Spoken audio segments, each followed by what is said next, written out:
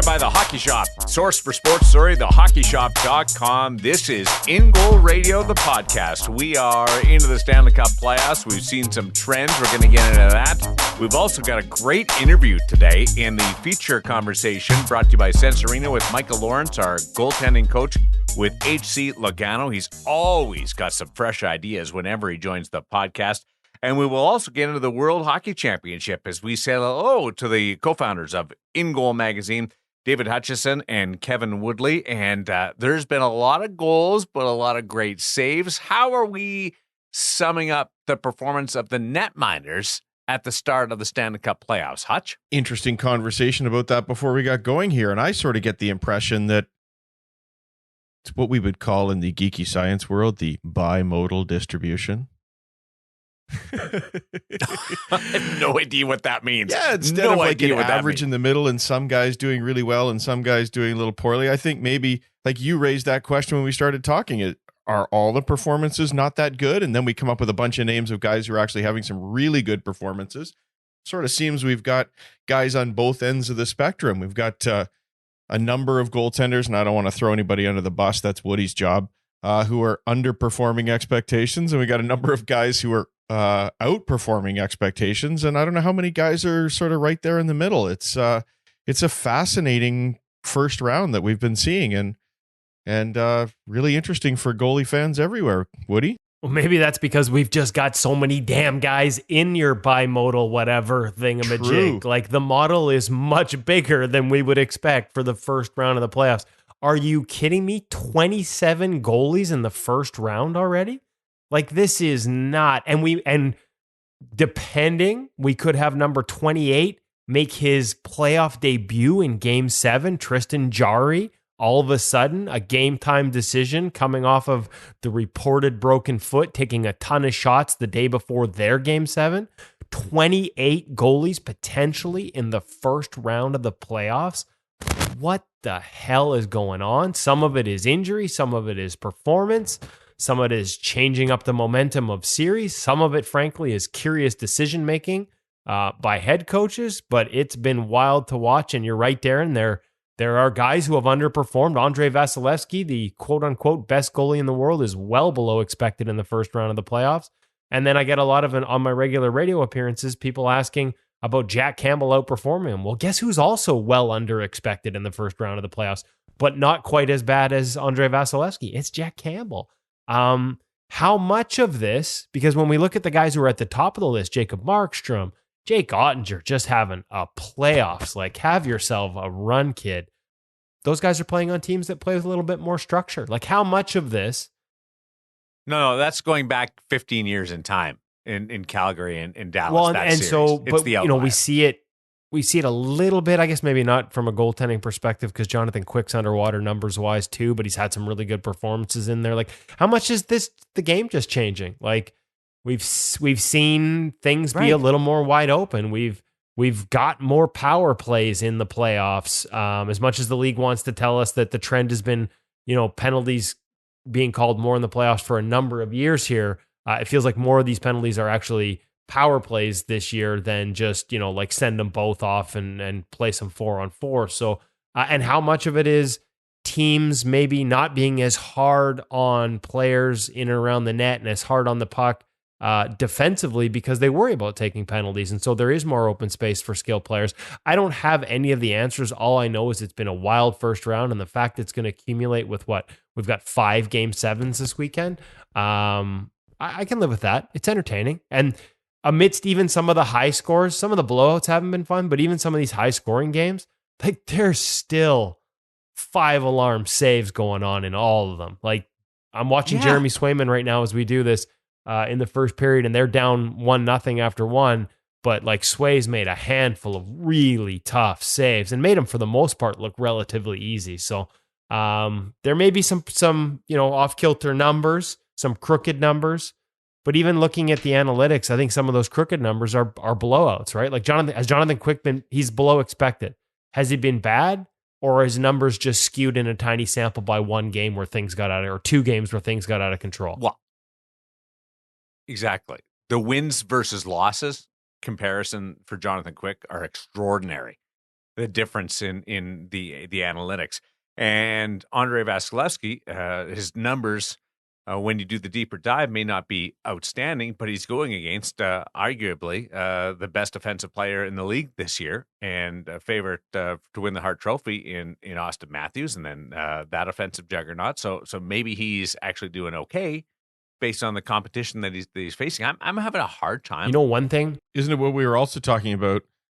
How the game has evolved, and we were discussing, is goaltending changing or is the game changing? We've frequently over the years brought up, Woody's point more than anybody's, the fact that the players are starting to catch up to the goaltenders and the way that they're using skills coaches out of season, in season. Scoring is up in the league as a result. It's an interesting trend that we're seeing happen. And yeah, some really fantastic performances that are maybe being masked by how we traditionally look at some of the numbers. Well, and teams, not just players figuring out more skills and all that kind of stuff, but how about teams figuring out how to score? Guys, I read something the other day. I talk about working low high. If I was trying to attack teams, I'd try and work from below the goal line a lot more than we traditionally see. I saw a number the other day that said 30% of the goals in the first round of the playoffs had come through plays that either like directly into the scoring areas or up from behind the net below the line to the top of the point and creating offense that way. We are seeing teams use Gretzky's office, for lack of a better term, far more often and far more effectively. We all know what it does to us as a goaltender. Makes us turn our head, have to make decisions on when we're going to, inevitably, if it goes behind the net and from one side to the other, you have to give up vision on the puck to turn your head and pick a spot when you do it. And we all train windows and different things to help us keep our eyes on it as long as we can.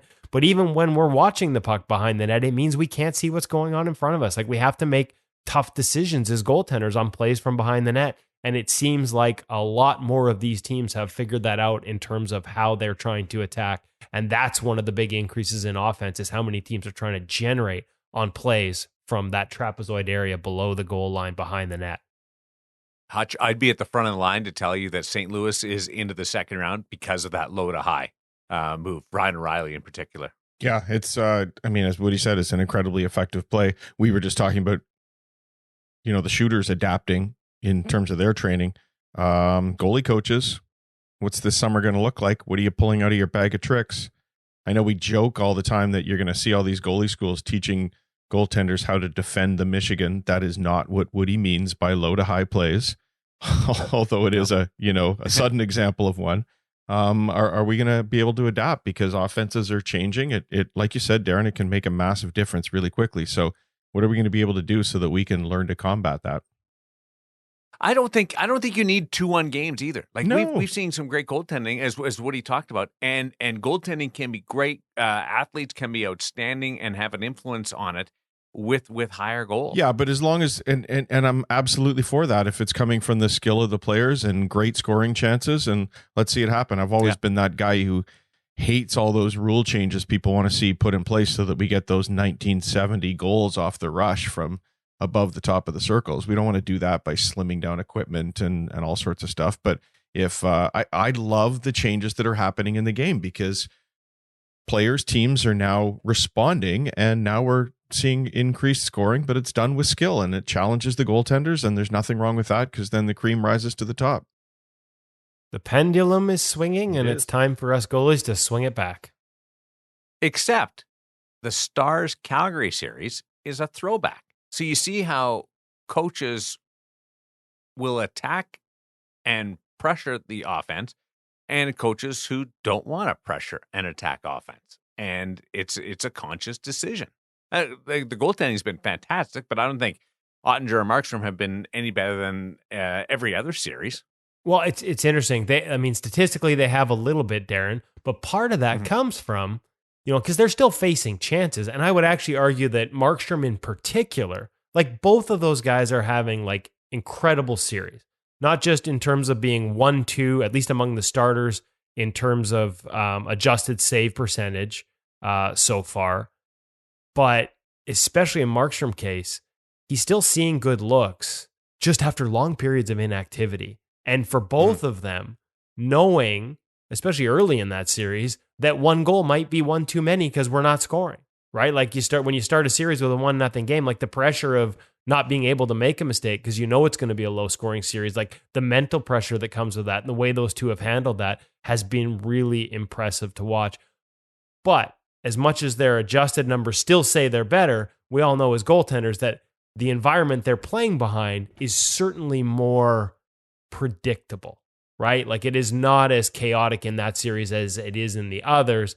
And so again, as much as we're trying to weight the quality of their shots and they're still coming out relative to quality as the best two in the playoffs so far, there's something to be said for being able to make saves on high danger chances because you know that was the only option is to shoot from there. And there aren't 4 other passing options to follow it like we've seen in some of these other series where offense has taken over. With 5 Game 7s to come, 11 of the 16 teams in the Stanley Cup playoffs have used multiple goaltenders. I've got a question about that to come. Also, a goalie goal and a goalie assist to discuss. And the World Championships are underway. But first, let's give a shout out to the Hockey Shop, source for sports Surrey, thehockeyshop.com. Woody? Well, it's an exciting time of year at the Hockey Shop and thehockeyshop.com. And it's an exciting time of year for us here at the Gear segment. Basically, one more week, folks. One more week before we start really digging into some of the new lines. We were in the Hockey Shop this week, recorded a whole bunch of new segments featuring the new CCM Axis 2, not just the pads and gloves. And oh, by the way, folks, look for the customizer on that to launch Tuesday, May 17th, as well as some overview material from us here at InGoalMag.com, and then some video gear segments to follow with the Hockey Shop, as well as the new Bauer mock line. And some of this equipment is already on the shelves at the Hockey Shop. Not sure it's supposed to be or not, but I noticed that the sticks are up on the shelves, the Bauer mock sticks, and they're really impressive. We got a gear segment to come on that with Cam, as well as the pads, the gloves, chest protectors in that line, both that and the Axis 2, some new exciting things there. New enemy helmet from Bauer as well. So like it's that time of year. It may be the middle of May, but it's like Christmas for us here at InGoal Magazine and at the Hockey Shop and thehockeyshop.com. And that means it's Christmas for goalies everywhere. Make sure you check them out. Go online, especially if you're in the Lower Mainland though, go in store because there's some items that aren't allowed to be online yet, but you can check them out in store. You can grab that mock glove off the wall, give it a squeeze, check out how it breaks, check out the new feeling in the hand. It's really interesting. And it created a lot of excitement that you will see come through in our gear segment when we review that. So we got one this week that's designed to keep your gear from getting stinky, but there will be nothing smelly about the subsequent weeks to follow. It is pure new goalie gear goodness coming one week after another, starting next week with our gear segments and live now if you go visit them in person at the Hockey Shop in Surrey. Yeah, I was on the website this weekend going through things, and it was awesome. I was on there for probably 90 minutes going through things in every different category, and it does have that new gear smell right now, but not just because of the fresh lines that are coming out, but because of something that we should all use. If we don't, shame on you. But a product that does help you, your family, and those around you in the room. Yeah, we've got this week's gear segment. Now, I've got one in particular that I like. I do believe it saved my marriage, especially with all the stinky equipment we have here in the InGoal offices. Like, as I mentioned in this segment, there was a point where we had 12 different sets of gear going out and being tested by different goalies.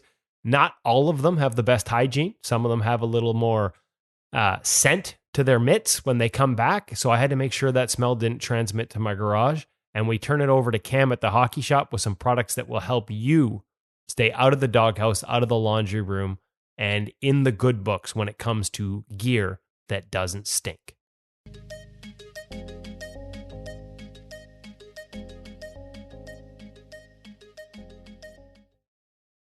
Welcome back to the Hockey Shop, source for sports. We're down here in Goalie Utopia, but actually with a product that you get upstairs near the player section. And just because they keep it up there by the counter doesn't mean it's any less important than all this beautiful new goalie equipment that surrounds us. As a matter of fact, I would tell you that one of these products has actually saved my marriage. And it's funny because he doesn't even use it on his equipment, he uses it on himself. Today we are talking about deodorizers. gear disinfectant. Did not see that. Ladies and gentlemen, so everybody's gear stinks. We know this. It's a common feedback, common hearing problem. How can I make my glove not stink? How can I make my chest not stink? His game not stink? All of these things, except for the latter, can be solved with some of the products that we do have here in front of us today. Okay, Cam, I'm going to let you show your stink sprays, and then I'm going to show the one that saved my marriage. Okay. And the one that I think you should buy better than all the other ones. So let's go with Cam's take, and then we'll get to the good stuff. Stink sprays. So we do have a couple different options because, options are great. Starting off with Sports Cleanse. This one I find if you start from day one when you buy your said product, whether it be your chest, pants, whatever, start religiously with this spray. This will really help to get that antimicrobial layer. Easy for you to say. I tried. Help keep that stink out of it. I find some people that have religiously started with this since day one. Their gear. 6 months, 7 months down the road, it really does make a difference. You're not having that offensive odor smell, we'll call it. So it's in other words, it's sort of almost preventative. You need to start out of the gate. Start out of the gate with this. So once it's past that point, or you have used it and then you were looking for something else, we do have some other products that might be a little bit more geared towards that kind of a situation. That's Sports Cleanse. What's next? Keep going. Yeah. Fire it away. Capid odor. Everybody's just waiting for me anyways. I know they are. So we'll get there. But spray, it's going to have a little bit more of that masking effect in terms of over a smell. Again, it does have properties to be able to kill that bacteria that's in there. Did you say homicidal properties? Yeah, it's killing something. Okay. It's, I thought he said homicide. I was like, it's like heavy metal, spray for your gear. Death, okay. All right. Death to bacteria. Death to stank. All right. Okay. So, I find this something is to use a little bit more, as a masking agent. Again, if something's already, past the point of no return and things like that, that's going to help to get some of that smell out of that. One of the things that we have found, though, that if your gear is kind of getting past that point of no return, these guys here, in terms of its overall effectiveness and this is something I've actually tested on my own gear itself. SI Shield, if I'm saying that correctly. This really does work if your gear really, really is past the point of return. You really have to soak it with this stuff, but it really helps to get in there, kills that bacteria, kills any of those microbes that is causing that smell. There's a secondary product that will also put a shield over top of it that'll help to prevent that bacteria from growing back again and creating that smell. Again, something to check out. We have all these products up online. You can take a look at them, see which one works best for you. What's that? Sport Cap. Again, similar story to what we've been seeing here. Another product that will help to get rid of that bacteria once it's inside your chest. Also help with that fragrance. However, Kevin's been waiting for... Easy, hold on. Let's get to the stuff that saved my marriage. Power Sport. This stuff is phenomenal. At the InGoal offices, aka my garage sometimes, we've had as much as 12 sets of equipment going in and out all summer. And I gotta be honest, I love my testers. They do a great job providing feedback. One of the key things to our reviews is the fact that we get lots of different testers at lots of different levels right up to pro providing feedback. Some of them, however, have a little stank, especially in the mitts. So those things come back and the garage is not friendly. This stuff has saved my garage. It has saved my marriage. As a matter of fact, it was recommended to me by a guy whose wife was pretty much like, the gear goes or you go. And he started using it and it took the stink out. Now, much like the Sport Cleanse, you need to apply it every time, but you don't necessarily need to apply it out of the gate. It's not like a preventative thing. You just spray it on liberally before you dry it. It's not like a masking agent. It's not a strong smell. It's not like throwing a bunch of Febreze in your garage and you replace one stink with a just more pleasant stink. This stuff actually goes in and takes the stink out of the gear. I've had stuff that comes back absolutely reeking. And after a couple of treatments and a couple like liberally applied, that's why you get the refill bottles, buy the big ones, fill the small ones, keep going, liberally applied, dry it, couple sessions like that, and the stink starts to disappear. We've got stuff that's got like 250 skates in it. It's in my garage right now. The heater's near it. It gets dried. It doesn't smell. This stuff is awesome. So comment below. Tell us which one your favorite stink spray is, what you use, however you use to keep that smell out of your gear. You can also give us a call here at 604-589-8299 or 1-800-567-7790. We can talk about the sprays and whatnot. You can check them out at www.thehockeyshop.com. It's great. I smell like cow air and also apparently your garage. But you won't smell like anything. That's the beauty. It just goes away. It's not a masking agent like that deodorant you put on like... Just like you. By the... We'll see you next week.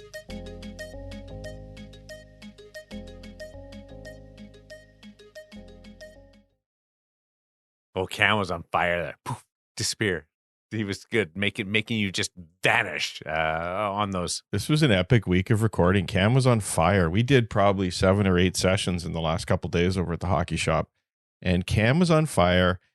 I know we've had a few people complain in the comments, would the old guy just give the young guy a break and leave him alone a little bit? I'm getting tired of the shtick. Well, Cam was giving it back. So I think we're going to see the resurgence of Cam. He was quite punny. He was quite sharp-witted. And Woody sat there and took it for the most part. Hold on. People are actually like telling me to lay off him in the comments? Yeah. The old guy with the white hair and the beard or something, somebody said. I can't remember what it was. Oh, my God. Woody, you don't get affected by that. You still be you, okay? Soft. Cam's all over. It's good. It's good. Loved every minute of it. Yeah, he was definitely given as good as he got this week. That's for sure. Great timing on that odor deodorizer and the gear cleaning and trying to get rid of the bad scent. Jomar Cruz, former Brandon Wheat King, Portland Winterhawk, played some pro and some Canadian college. He reached out to me and wanted to know, hey, what was that product that you guys were talking about from the hockey shop? And it was perfect timing because he listens to InGoal Radio, the podcast, all the time. So Jomar Cruz, thank you very much for the reach out, and we're taking care of you here. Yeah, absolutely. I do highly recommend the Pow Air. Like I said, be prepared to spray a lot of it on there. Like you can't just give it one or two quick squirts, but if you give it a good soak and then let it dry, it does a really good job of sort of neutralizing existing odors and keeping it relatively fresh. Like I'm not going to pretend that my gear smells like a daisy 2 years into using these pants and chest and arm, like they're well worn. They got a little bit to them, but it's not nearly as bad as it would be without them. It would be intolerable without them. So I got into it about 5 years ago, and I should have done it a long time ago. Shame on me. It makes a difference. It does. We've got the Sense Arena feature interview with Michael Lawrence coming up in just a little bit, but with 11 of the 16 teams using multiple goaltenders, who are you most surprised at that have gone with only one? Edmonton, Tampa, they've done that the last couple of years. Dallas, Florida, or Calgary? Hutch, the biggest surprise that they've only gone with one goaltender, which is a real credit to those netminders. Geez, do I have to take a none of the above? I don't know that I'm surprised. It's interesting. Like I'm surprised at Edmonton. I mean, maybe a little bit, but I think they're making the right decision there. I think if the local media or the fans were able to make the decision, I guess it's a surprise. But in many respects, really, just the surprise is the number of teams that have gone to two goaltenders. I mean, if you made me pick a team out of that list, I mean, maybe Florida. I could have seen, Bob has not had another fantastic year, and I could have seen Spencer Knight coming in there, but credit to him. Used 3 last year. Yeah, exactly. So I could have seen them being maybe a little bit itchy on that one, but overall, no, I don't think I'm really surprised, Darren. I'm just surprised overall the number that have gone to 2. I would say my surprise, I'd probably go with Florida if you forced me to pick one. My bigger surprise would be the team that didn't use a second goalie until they were facing elimination. And that would be the Minnesota Wild, riding Fleury the whole way after alternating starts with him and Cam Talbot down the stretch after acquiring him from Chicago, going to an almost pure rotation. I know at the end of the season, they each played 2 in a row each. And then riding Fleury, which is fine. But if you were going to ride him in the playoffs, why didn't you ride him more down the stretch? Because he could have used more games to get acclimatized to his D. Most pro goalies will tell you it's 10 to 15 games. He didn't get into that, and he could have used them. So, I get either one, but not the combination. If you were going to alternate in the playoffs, then I understood the alternating down the stretch. If you were riding Fleury in the playoffs, Why didn't you play him more down the stretch? And then after all of that, to just then throw Cam in against St. Louis facing elimination in that last game, that's a tough spot to go into. And the one caveat I will give you or grant them is that Cam's numbers against St. Louis on the season were not great. And, just overall, as disappointing as this end is for the Minnesota Wild, that was just a tough matchup, not just because St. Louis is a good team, but because they seemed to be a team that, matched up really well against Minnesota and gave them all kinds of fits. And that continued in the postseason. Blues also made a switch, Dave, and it worked for St. Louis and helped turn that series around. Absolutely, and what a great performance Binner's put on so far. The numbers, if you just look at the raw numbers, fantastic. One of the highest save percentages in the league so far. But as you know, I'm not a big guy for using save percentage to assess goaltending performance. That's more of a team stat that tells you more about what the team's doing. And that's an interesting one because Ville Husso got pulled in favor of Binner. You look at the raw numbers, it kind of makes some sense. But Woody, the Husso versus Binnington numbers aren't quite as clear when you start looking at the advanced numbers, are they? No, and that's what the interesting thing here. Clearly it's worked. Clearly it was the right decision, and everyone can point to the raw numbers. You're right, Hutch. But underneath that, the adjusted numbers change significantly in terms of expected save percentage. Those first 3 games with Husso in there, his expected save percentage, and let's be honest, the Blues have not been a great defensive team all year. They lean heavily on their goaltending. But for the first 3 games, .872 was Husso's expected save percentage.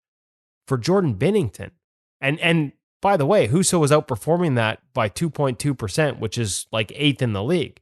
Binnington comes in, save percentage expected jumps to .896, and he's outperforming it by 3.6. So relative to expected, he's still been better than Husso since he got in, but the expected number went up by 24 points. That's considerable. And so what we see these discrepancies, because most people would be like, well, it's 2 goalies behind the same team. It's got to be the same defensive environment. And that's quite often not the case. And this is a real glaring example of it in a small sample, admittedly. But what factors could play a role in it? Well, we've talked about this in the past. Sometimes we see it. Tristan Jarry in Pittsburgh one year, the way he handled the puck.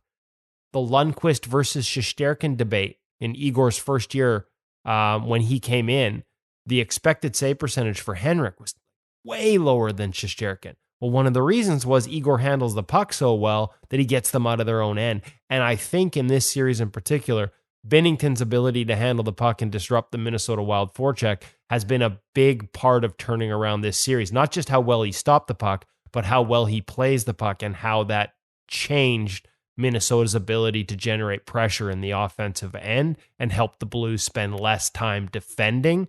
That probably, I can't tell you what percentage, but that probably plays a role in him having a decidedly easier defensive environment compared to what Ville was facing in the first 3. Large sample versus small snapshot. The Vezina Trophy candidates are out, and all 3 had a difficult first round. 2 of them going to Game 7, and 1 didn't play at all. But that shouldn't overshadow Igor Shesterkin leading this cast, David, into the Vezina Trophy finalist list. No, and I think if you just look around the hockey world, everybody sort of considers this one a foregone conclusion. I think he had the trophy in the bag a very, very long time ago. And, you might on the surface of it look at it and say, okay, maybe he's had a bit of a tough time in the first round because he's their Vezina guy and they had to ride him into the playoffs. But Woody, we've talked about that one before, how Shesterkin probably got a lighter workload than some of the other top candidates, like UC Saros, of course. And Jacob Markstrom was ridden hard by Calgary, having one of the better first round performances though himself. He's carrying that into a great first round. So small sample size, as you say, Darren, can feed into things really quickly. Like if we played another 25 games in the playoffs, where's Shesterkin going to be if they manage to get through? Who knows? But bit of a foregone conclusion, bit of an anticlimax, I think, when that one comes out, unless the general managers surprise all of us, as they've done before. I don't think they can screw this one up. I'm sorry. It's really hard to screw this one up. It's Igor Shesterkin's award. Interesting, though, and I think you're right. Markstrom, was 300, almost 350 fewer chances faced this season than UC Saros. So his workload wasn't quite as high. They did back him off a little bit. Interesting to me that UC Saros and Thatcher Demko, two goalies who faced the most shots in the league this year, most chances in the league this year, neither one of them made it to the end of the season healthy. There's some lessons there. I think there's some lessons in Igor Shesterkin having a strong finish to the season after a little blip in March. Like he finished really strong behind a team that was conscious of his workload and not overworking him. And as much as Igor hasn't looked like Igor in the playoffs so far, how much of that goes to the first game and the fact it went to triple overtime? So all the work you did to get him rest kind of went out the window, because I thought he looked really sharp in that game and hasn't looked quite as sharp throughout ever since. Like, how much of an effect did it have on him having to basically play 2 games in one night to open the postseason? A couple of observations. 3 Euros. Anything to that? Or just a one-off? Just a credit to European goaltending development, right? Like, so we don't need a summit? No, I don't think we need a summit. Well, I don't think we need a summit, in part because, listen, like we've talked about Russian goaltending. I mean, this is going to be 3 in a row for Russian goalies, Vezina, right? Sorry, it was Marc-Andre Fleury last year. I was thinking in terms of Stanley Cups with Vasilevsky, 2 in a row. But he's got a Vezina in there, Shesterkin. We can talk a lot about, like there's definitely a conversation about development to get them into the NHL, but let's not forget that at the National Hockey League level, Jacob Markstrom he's not the same goalie that arrived. He's not even close. Like, the work that's gone into him through multiple trades and multiple goalie coaching voices, especially coming to Vancouver and a couple different voices there, not just Ian Clark at the end, but Dan Cloutier for the full season he spent in the American Hockey League.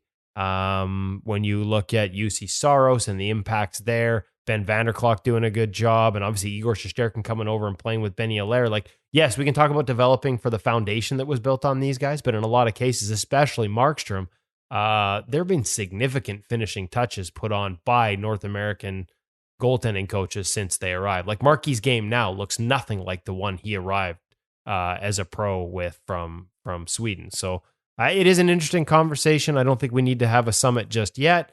But let's be honest, there's a lot of skill out there, a lot of focus on Russian goaltending. And once again, it's a Russian goalie who's at the top. And if there was one goalie I could make an argument for fairly deserved to be a finalist ahead of Jacob Markstrom, and I'm not even sure I'd make it because his team didn't make the playoffs, but it's Ilya Sorokin, another Russian goaltender who was sensational, especially in the second half of the season, behind a New York Islanders team that was very not a Barry Trotz. Like, they didn't play the way you would normally think of a Barry Trotz team playing. They leaned heavily on goaltending, and Sorokin was brilliant.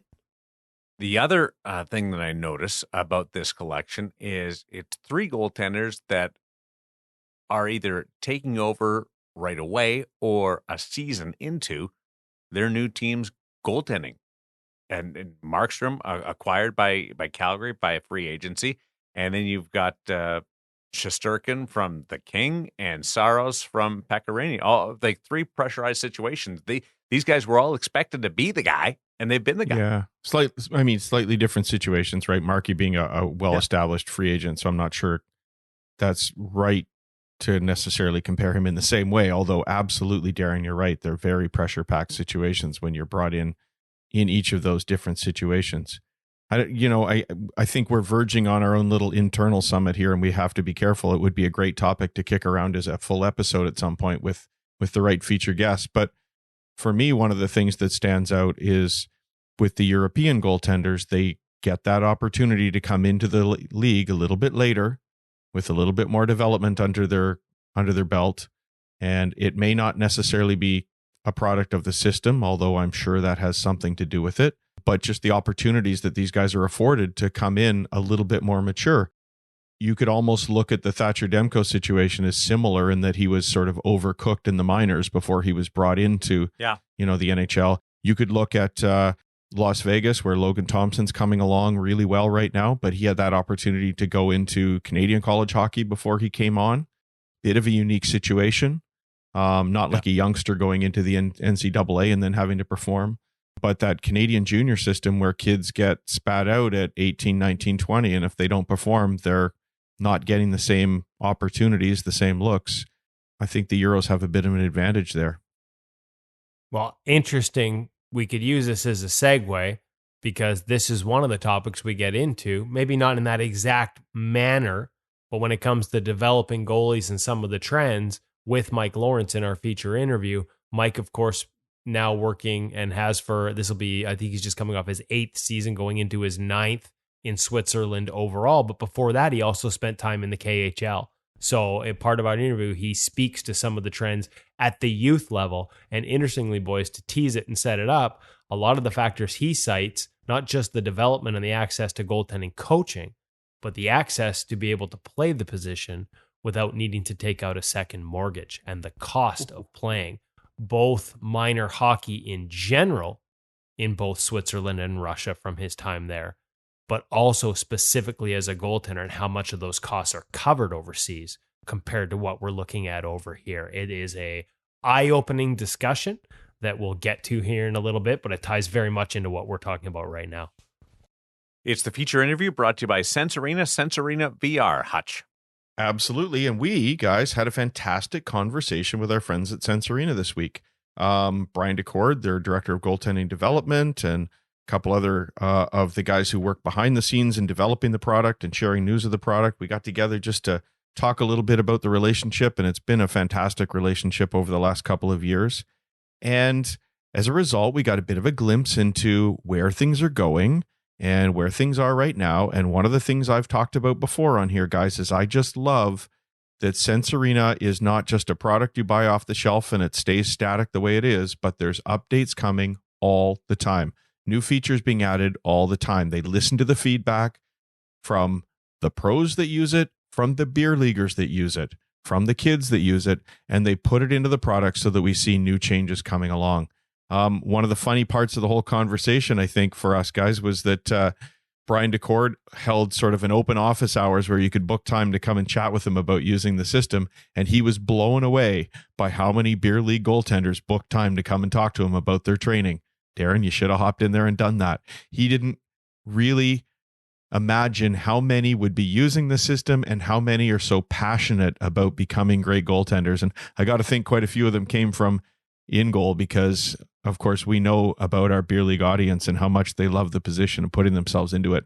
So if you're one of those guys, whether you're using Sense Arena today or not, go to the App Store and download the new Sense Arena app. It gives you every day a new video from somebody that will help you improve your goaltending. You don't have to be a Sense Arena user to take advantage of the new Sense Arena app. Of course, if you are, there's other things there like immediate access to your stats through Sense Arena, how much you've been using it, what your save percentage is, all these sort of things. New training plans every week that you can implement in Sense Arena. It's just a great new tool because I think a little bit like us at InGoal, we feel like we're putting out so much great content over on the website. And I have a feeling, I know from talking to a number of people, that it's tough to take advantage of all that great stuff there. And so Sense Arena, again, innovating, using an app so that they can help direct you to some of the great new stuff that they're doing so you can take full advantage of Sense Arena, but also serving goaltenders of all ages and abilities, whether they use Sense Arena or not. So Sense Arena app, guys, go out and grab it, have a look around, see what you think. Yeah, I was looking at my stats earlier as you were running that down. It's not pretty. No, but that's because you use that Craig Anderson technique, right? Just stand in the net and watch the shots go by, as he told us, that I'm not joking, so that you can learn to read the release. And you're just accepting that the pucks are going in practice because you're going to make yourself a better goaltender. So that's all you're doing, Darren. We know it. I did concentrate on the release after that, and it was helpful, but my stats are not pretty. Woody? I don't know if I can use that excuse in beer league. Like, the game started. Should I just tell the boys? Sorry, guys, I was working on the Craig Anderson technique there. My apologies that it was the playoffs because my stats also suck. But hey, I'm having fun. It is awesome. Love Sense Arena VR, and Brian DeCord. Let's get into our feature interview. Michael Lawrence, the goalie coach with Lugano. This is an awesome conversation that goes multiple different directions with Woody and Michael.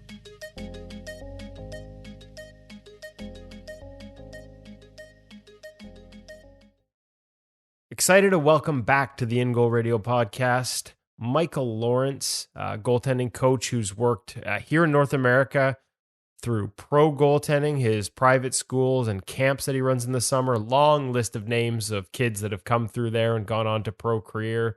Top of my head, guys like Colton Point, Ken Appleby, I know Nico Dawes, Mikey DiPietro all spent time working with you, Mike. Now, for the past 5 years, going into his sixth season as the goaltending coach for HC Lugano in the Swiss League. He's been over in Switzerland for 8 years, the last 5 with Lugano. Mike Lawrence, welcome back to the program. I thought it was good to have you back. Season's winding down or over in Europe. Talk a little bit about development and trends, and there's a whole bunch of things I want to pick your brain on. But first of all, just good to have you back. Thanks for having me. It's been a while. So it has been too long. So perfect time to catch up. So I had some questions for you on development, and it ties into some trends. And this is sort of, folks, where this started. We were having a conversation about some trends here, and it's like, hey, let's get you on the podcast because I love the answers. We've seen in the NHL this season a lot of goalies. I mean, we went through 119 goalies in the National Hockey League. And in a lot of cases, it was guys, including like one you would know in Nico Dawes, second-year pro, and all of a sudden he's spending half the year in the NHL. And so a lot of guys up maybe before the plan called for them to be up this year.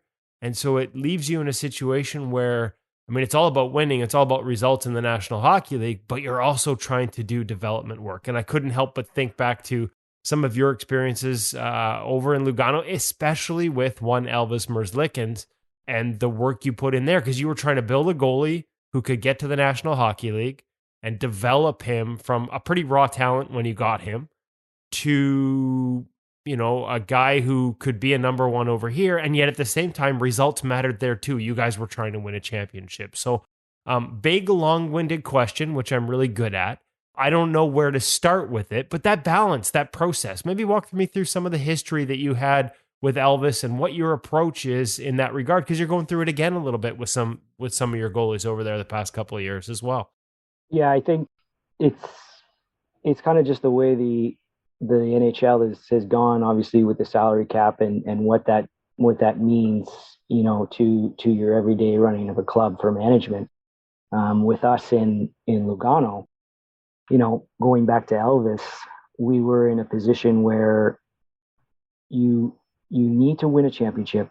Your primary focus is winning a championship, but that in order for that to happen with such a young goalie, you still need a development process to occur. And you have to be able to implement the important, the immediate, and the long term, and to be extremely structured of what is your immediate. So immediate functions that you're working on, those are day-to-day things. So that could be if there's issues on rims or something simple that you could be working with video and some light working on the ice. And then your long-term functions are obviously things where, in Elvis's case, he had a very wide stance. He was very low. He created lanes through his body because of it. And there were some biomechanic issues. So those were the two things that we really worked on, was narrowing his stance and then working on what I call is a pinch.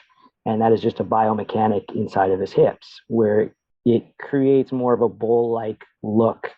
You're able to move more efficiently because there's less tension inside of that area specifically.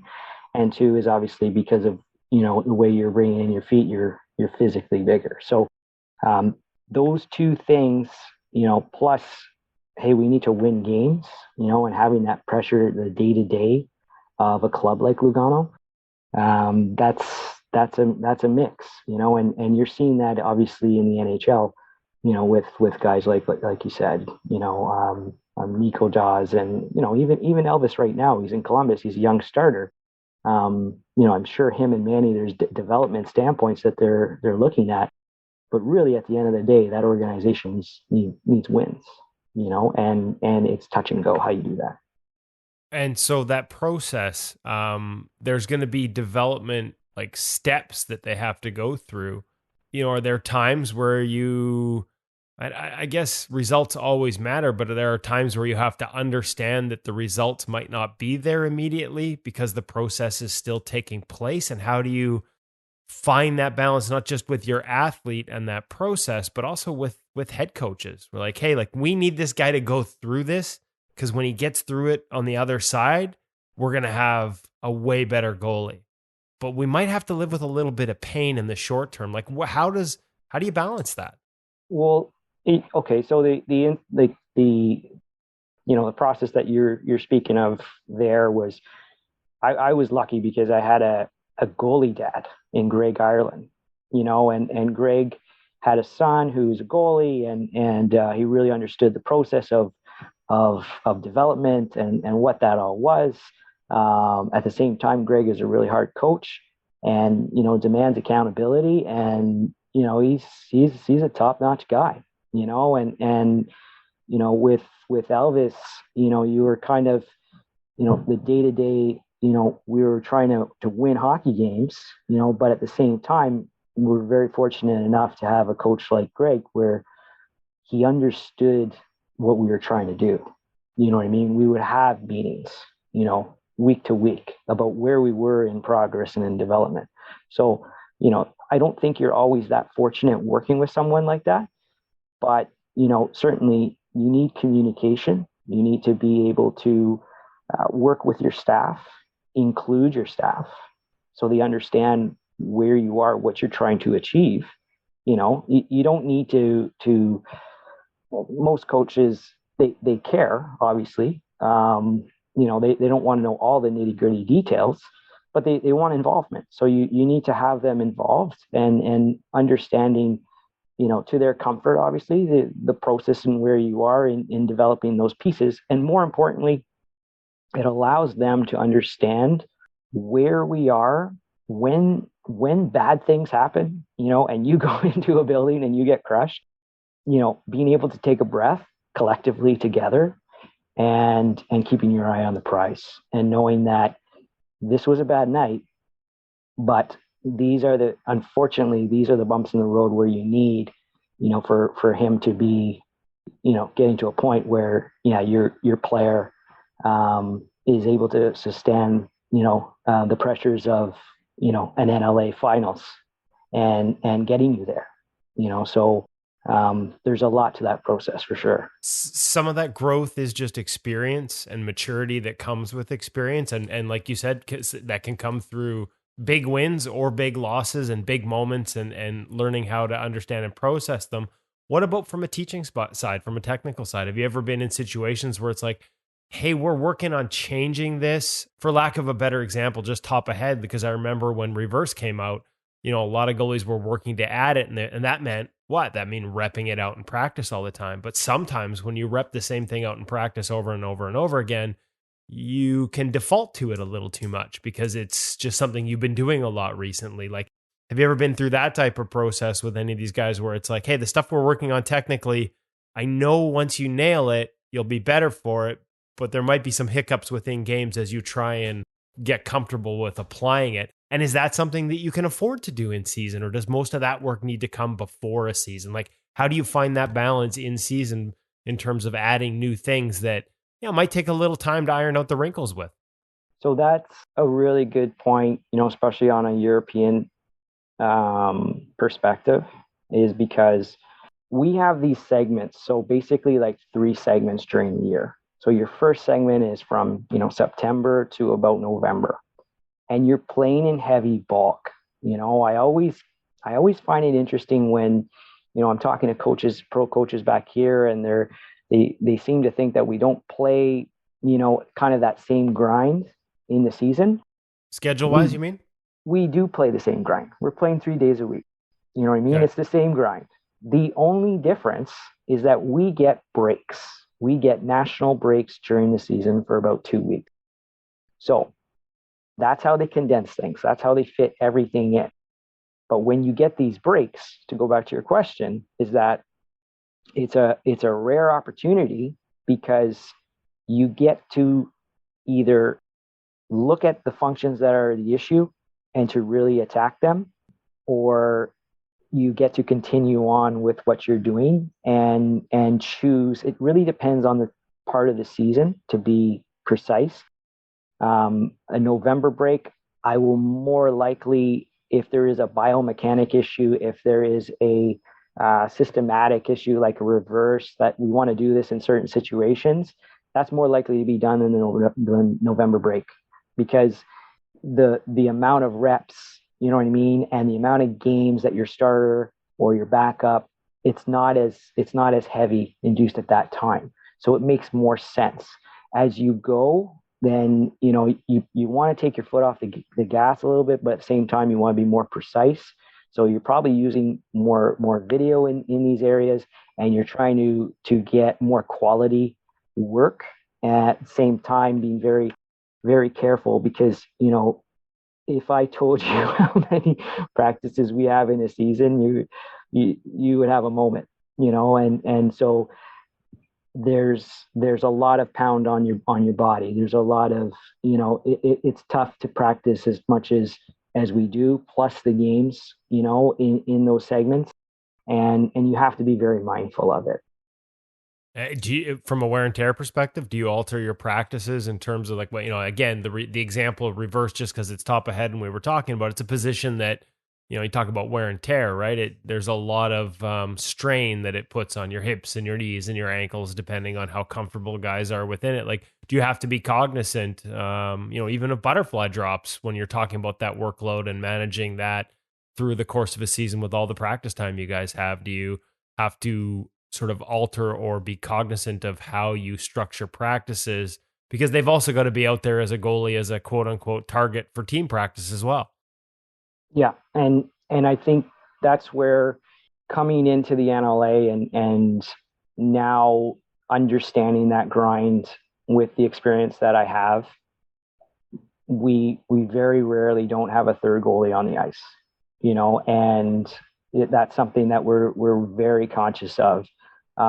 If we're going to go into rotation where we know our starter Nick Schlegel is going to play on the Friday night, Nick might just come on for a little bit of a segment with me on Thursday.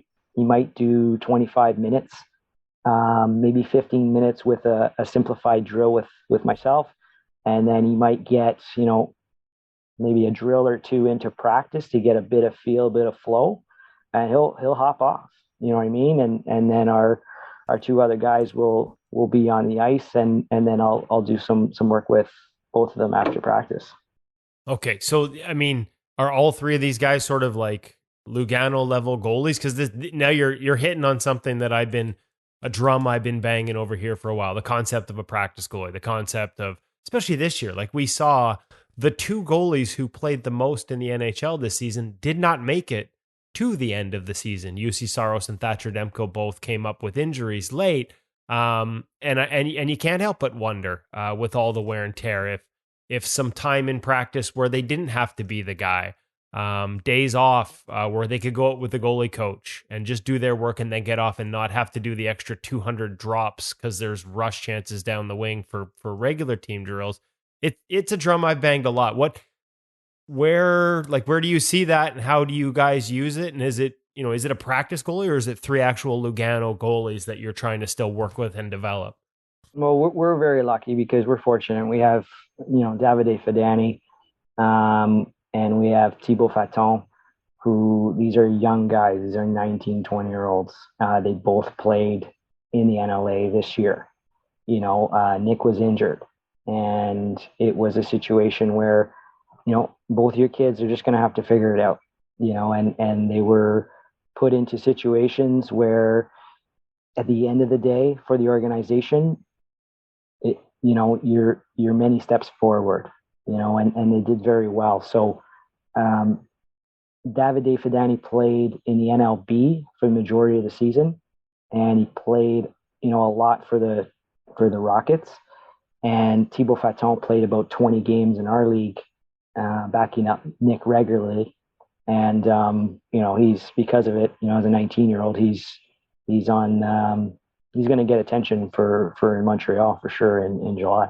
So, it's more of just, not really just a that's not our mindset. You know what I mean? Our mindset is obviously you want to continue building prospects and you want to create assets. So that's very much what our focus is, and we're very much on path for that. But to extrapolate then though, do you see, like, if you were working over here, would you see the value in, you clearly have seen the value in giving your number one, not forcing them to go through all the practices? Like 100%. Yeah. Do we need to get to that stage? And I know this is a discussion that goes above both of our heads in terms of pay grade, NHL and NHLPA, and whether it's a roster spot or whether you can have a practice goalie. Like when you throw the kids in there, are there any like longtime NLA guys that are like, oh man, like I want to shoot on our goalie? Like, is that a pushback point at all?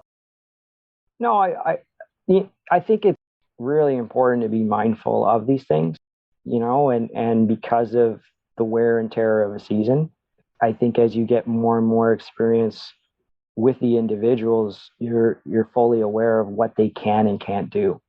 And I think that's how you gauge these things, and the other thing too is, none of these guys were really in the same, area of their careers. You had two young guys and you had a guy who's, 27, 28. He's learning how to be an NLA, starting goalie day to day. And, he's been at that now for 2-3 seasons.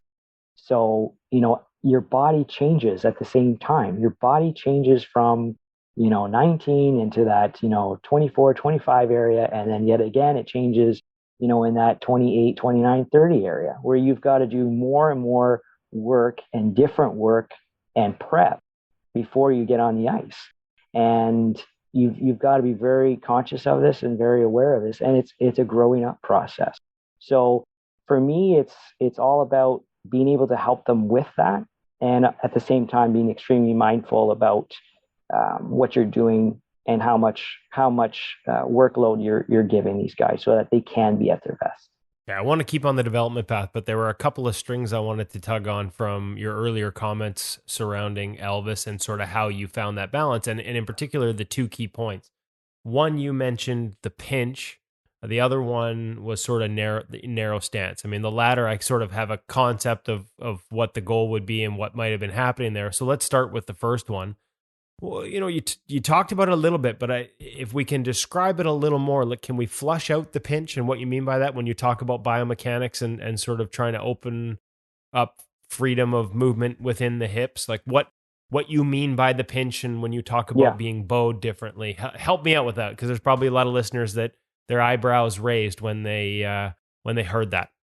Yeah, so pinch is basically when you see a goalie who is in more of a squat versus a concave pose inside of their stance.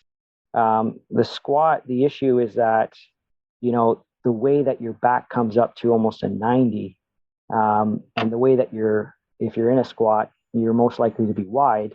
It also creates lanes, you know what I mean? But with just dealing with the pinch in particularly, your back is kind of at a 90, and what happens is all of your weight transfer goes onto your heels, and all of your weight transfer is now in your thigh. So that locks you, okay? Because think of all that tension that is inside, or that is in the bottom part of your body. So it's taking away from your movement, okay? Where a pinch, it's almost like a hip rotation, okay? And then your weight now transitions forward, and that you'll find that the biggest comment from players when they start using it is, oh my God, my calves are on fire, right? And they need to, there's a segment there where they need to get used to it, but it frees up your thighs. It frees up that tension. So that way you're no longer working, your body isn't working nearly as much as it was before, and that you just have better center weight because of that small adjustment. So that was one of our focuses was a pinch. So when you say pinch, you just mean leverage a little bit, like the chest angle's a little more leverage forward relative to the thighs. When you say 90 degrees and weight on the heels, I picture guys almost using their legs and almost like sitting down with their It's like butt they're sitting down into their it's stance. like they're sitting down. Exactly. Okay. And Elvis used to have a really, really deep squat, and he was like he was sitting down. And because of that, anything lateral was challenging. As quick and as just athletically gifted as he was working overtime, before the puck even was dropped. So, that was a big thing to free up his mobility for sure. And when you say arched, you mean like almost like the back arched forward as opposed to the shoulders pulled back and that sort of everything upright, sort of a little more natural arc forward as opposed to everything pulled back. Does that make sense? I'm just trying to, it's tough because everybody's listening to this and they're probably hearing things, and everybody hears things differently. We don't have a demonstration or a diagram we can show them for their ears. So I'm trying to do my best to paint this sort of paint this picture and make sure I understand it correctly of what this, this better biomechanical stance looks like when you talk about a pinch. So just imagine your hips, okay, as opposed to being pushed down, they're rotating forward. And when that rotates forward, okay, your body becomes more on an angle. Your torso is more on an angle, right? Rather than back and upright. Yes. So your pelvis is actually being adjusted. It's being rotated forward. We hear a lot about neutral pelvis. Are we talking about the same thing, sort of trying to maintain that neutral pelvis? Me and Maria have had this discussion many times, and we've had some really, very, very good jam sessions.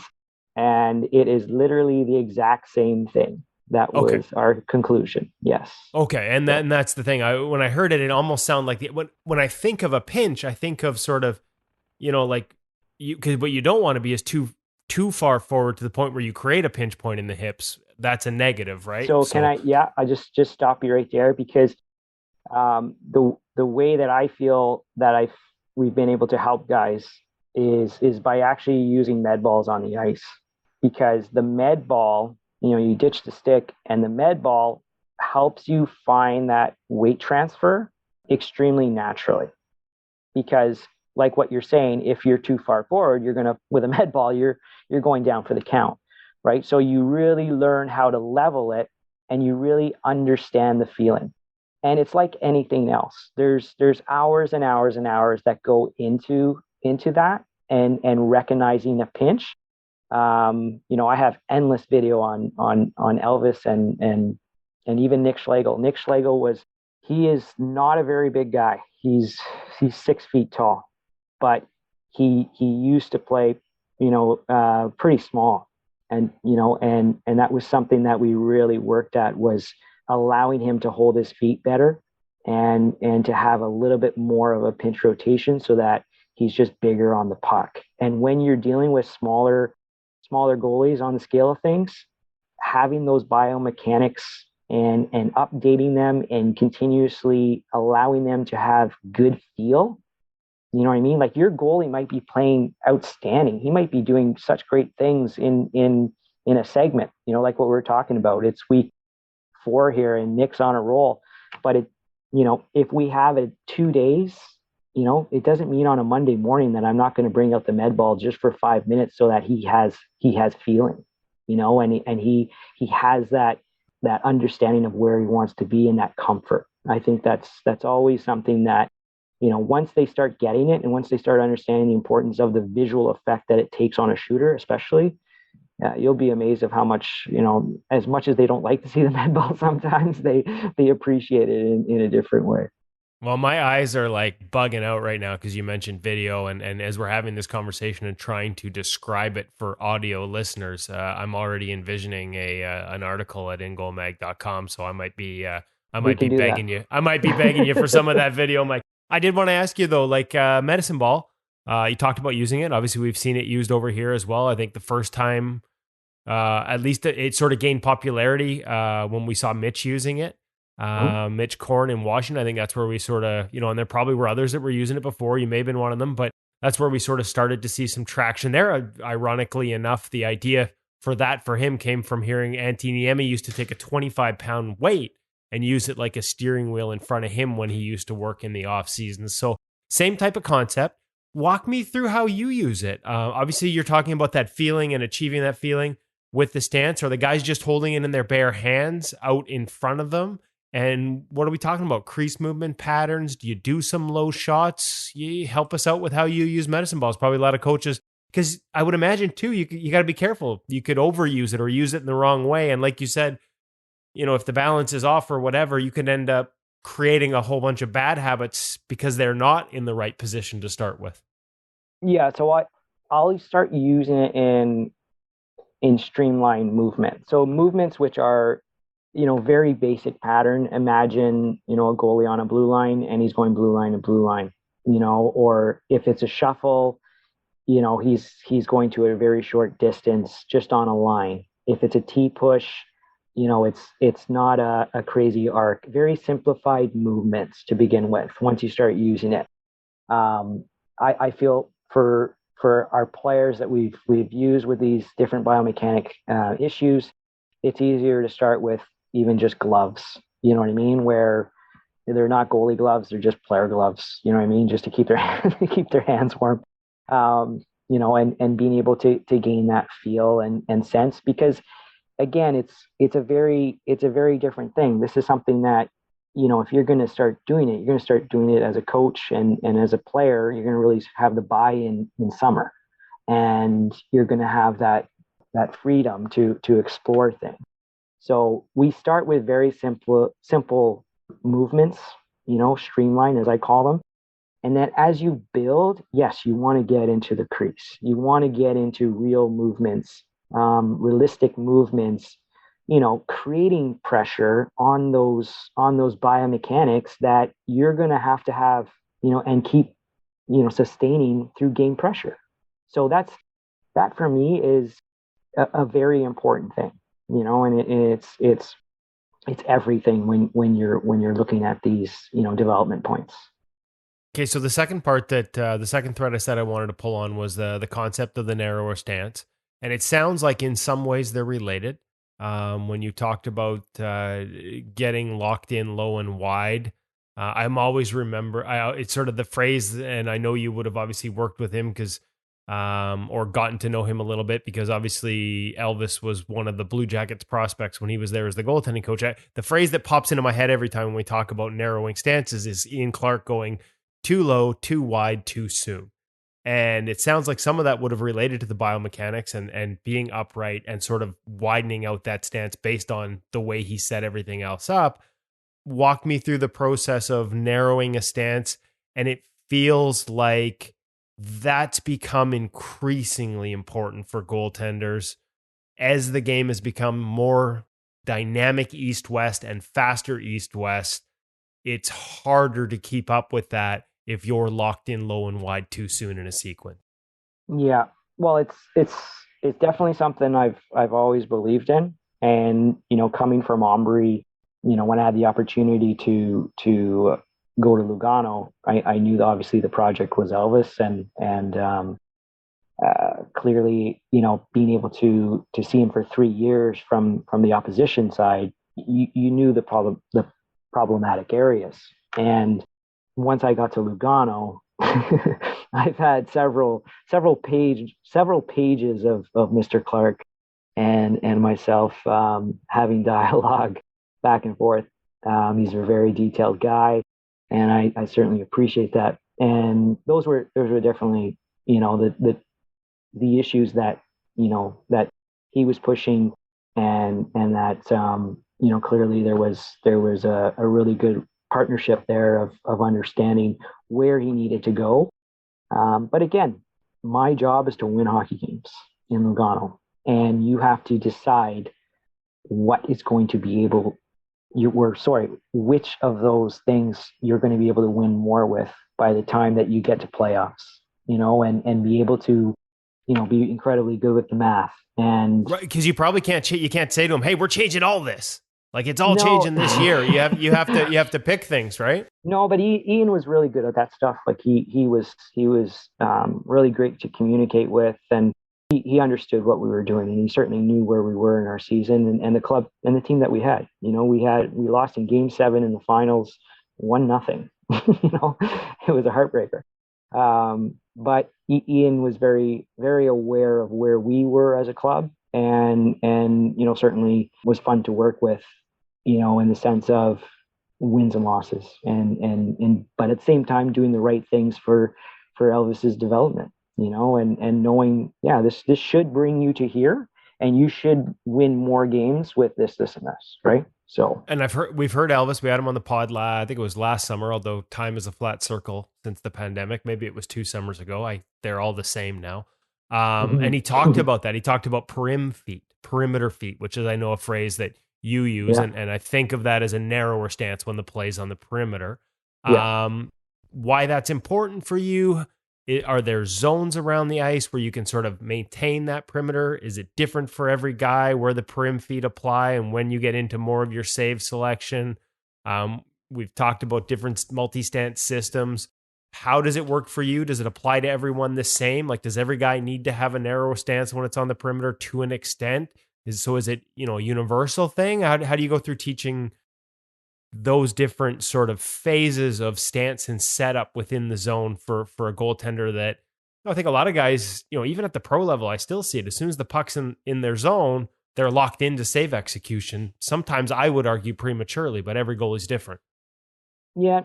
Listen, everybody's different, and just to back up here, because I should have mentioned it, we had Irving with us this season as an import, because when Nick was hurt, we brought in Irv to help with the young kids and to kind of take some of the load off of them. And Leland Irving. Leland. Okay. Yeah, Calgary. So yes, I know Leland. Yeah. Sorry, I just call him Irv.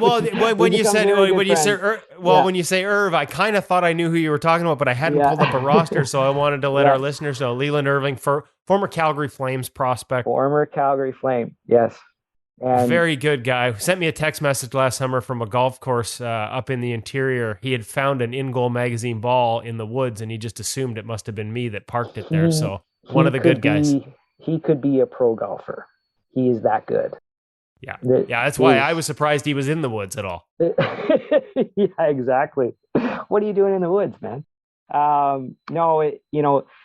Irv had, obviously, like, where he was in his career, that's what I mean. It was really neat to have those guys, because you had these 2 young kids. You had Nick, who was trying to, play every night and was getting the bulks. And then you had Irv, who was kind of, there to create quality starts when we needed him in the rotation. And we only have 4 imports. So when you put your 4th import in net, you only have 3 up front. So it's not like it's big decision. You know what I mean? You got to make decisions ultimately as a staff. That's really what it's about.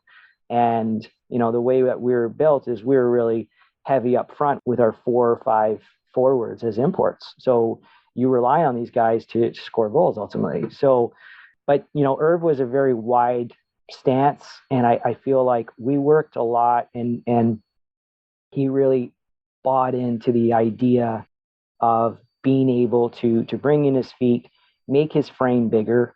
He already had, a decent feel there inside of his hips and the way that he was bowl-like and concave on things.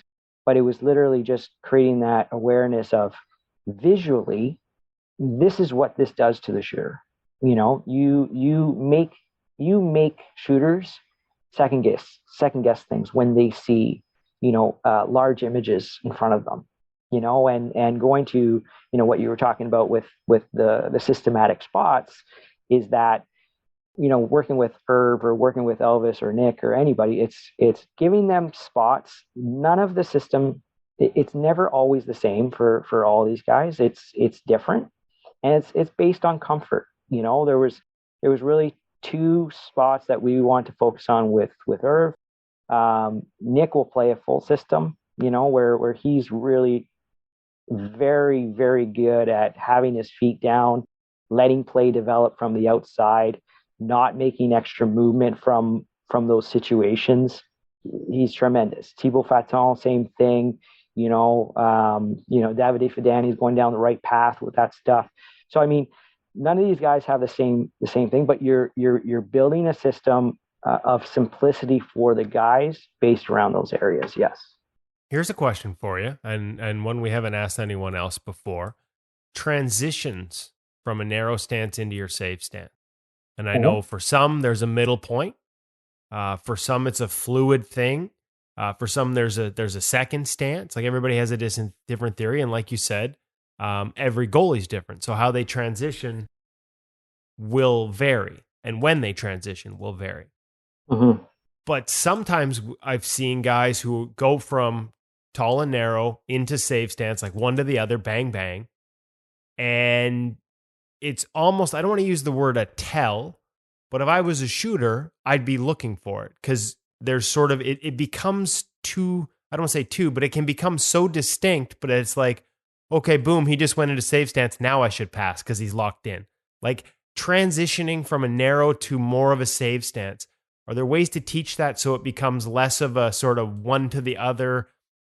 I'm not even sure the word I'm looking for here, Mike. Like that transition can become very obvious. And I would imagine if I was an opposing goalie coach, could be something I want to teach my guys to look for if guys make it a distinct 1-2 sort of transition. How do you teach away from that? Well, maybe to the opposite effect is that I actually like working with Nick, for example, because he does like to create that image, off a rush, and he does like to be big off a rush play and be able to hold his feet for as long as possible. We work on in tight things. He's working on in tight situation, holding his feet. So very unrealistic, ungame like situations, but it creates confidence in your athlete. It creates confidence in making those save selections. And it's a very important part of his diet, ultimately in be able to play that way. So yes, are there issues? But I think it's more of a way of, we've looked at, counteractive ways of how to help that. And those have certainly helped him. And even a guy like Elvis, I'm amazed of seeing Elvis when play breaks through the perimeter, how he's gone to his second dial kind of thing in that stance, but he's holding pretty well. He's not very wide. Him and Manny have done a really good job with that, in Columbus. So, those are, I think you have to work at those things for them to become strengths, as opposed to looking at it like, stance 1, stance 2 kind of thing, and looking at it from a negative weakness standpoint. In the sense that we don't want it to be such a clear 1-2 would be what you're saying, I guess. You want to have it be smoother or later, or not something that other teams can pick up on, or that can become a tell, so to speak. Yeah, and the other thing too is, to be a little more detailed on it, is you don't want it to be a crazy transition in depth wise, so we're talking, inches, like we're not talking feet here, and I think that's why guys become, more and more talented at holding and creating that image on shooters. Now, a lot of these things that you're talking about from a development standpoint, in terms of whether it's systems or biomechanics, you work with goalies obviously all year long with Lugano. You see goalies from different countries coming into the Swiss League. You scout goalies from all kinds of different countries coming into the Swiss League. And I'm guessing probably scouting, looking for goalies for Lugano from all over the place. So you're talking to other development people. And then you come home in the summer and you work with North American goalies. What are some of the differences that you see? Because I'm guessing you're trying to teach the same thing across both, regardless of what side of the Atlantic you're on. You've got foundations that you work on with these guys. But what difference do you see in the coaching from a goalie perspective over there? Some of the trends, some of the tendencies. Are there things you've seen over there that you like that you've brought home, and vice versa? What do you see as the different points in development overseas versus here in terms of what's being done? And if you have access or have exposure to the youth level too, what do you see the differences there? Is it more system and club system based over there versus everything here is, and it's not a criticism, it's just the nature of the way things have evolved here. Everything here is private for the most part. So I think it's a great question, and It's not an easy one to answer, though. No, but I'm really happy to dive into this, and because it's something that, you know, it's important to speak about, I think. And from a technical standpoint, I mean, goaltending is goaltending. I think it's all the same stuff. You know, I think it's different over in Europe. Europe has definitely taught me, as we discussed, about, you know, how you do workload, you know, practicing more as opposed to playing more, you know, through an entire year, you know, and how you handle that. But at the end of the day, it's really about grind, you know, whether it's practice or play. So it's very similar in that sense. The difference, the big thing for me is club models. Okay. And I've coached in Swiss now for, you know, 8 seasons. Prior to that, I was in the KHL. And, you know, I've had 2 different versions of club models. And what it's different from, let's say, here with, you know, maybe in Toronto, like the GTHL, is that a parent is going to have to drop about $15,000 for their kid just to play. Just to be a part of the team, you're paying $15,000. That's the model here. That's what it is. Over there, this is, hold on your socks here. It's less than $1,000. It's less than $1,000. Okay, at the same level to play at the same levels. Basically, it's the same levels. Let's say it's midget AAA or Pee Wee AAA. Okay, same cost or different costs. Obviously, it's $1,000. When I was in Russia in the KHL, I was in Novosibirsk, so Sibir, and most of the equipment was paid by the club. So when people are talking about why are there so many Russians? Why are there's so many goalies? It was so predictable. Okay. I was in Sibir from 2008, 2009, and also the 2009 and 10 season.